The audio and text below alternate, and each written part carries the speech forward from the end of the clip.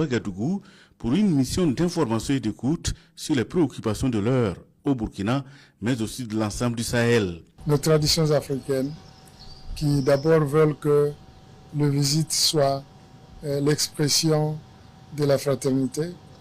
Deuxièmement, l'autre expression de la fraternité, c'est surtout de savoir comment va son frère ou sa sœur. Et c'est ce qui nous a amenés ici.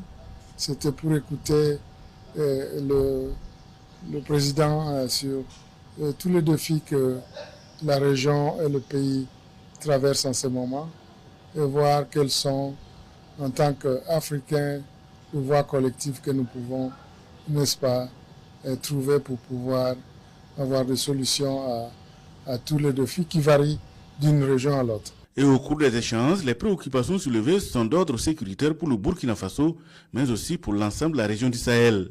Pour l'envoyé spécial, ce problème sécuritaire est aussi un défi de toute l'Afrique. Il est bien normal que le principe de la non-indifférence, n'est-ce pas, en tant que principe de l'Union africaine que le président Lorenzo préside, soit celui qui nous guide à nous intéresser à tout ce qui se passe sur le continent, et dont le pays qui est, n'est-ce pas, un pays africain, le pays des hommes intègres, le pays de Sankara et de toutes les grandes personnalités qui ont marqué l'histoire de ce pays, de ce continent, comme l'historien Joseph Kizerbo, que nous avons bien voulu rappeler,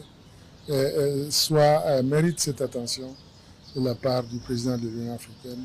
Et nous avons été très édifiés par ce que nous avons écouté.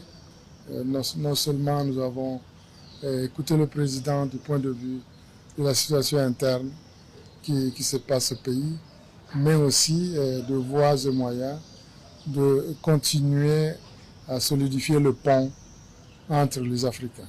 Il signifie entre nos mécanismes que nous avons tous, n'est-ce pas, construits, et aussi suivre ce que disent nos peuples. Le ministre des Relations extérieures angolais quitte le palais de Koulouba édifié, mais aussi explore déjà les voies et moyens pour toujours solidifier le pont entre les Africains, qu'il appelle d'ailleurs de tous ses voeux à la cohésion, à la solidarité et à la fraternité, socle d'une Afrique unie et indépendante.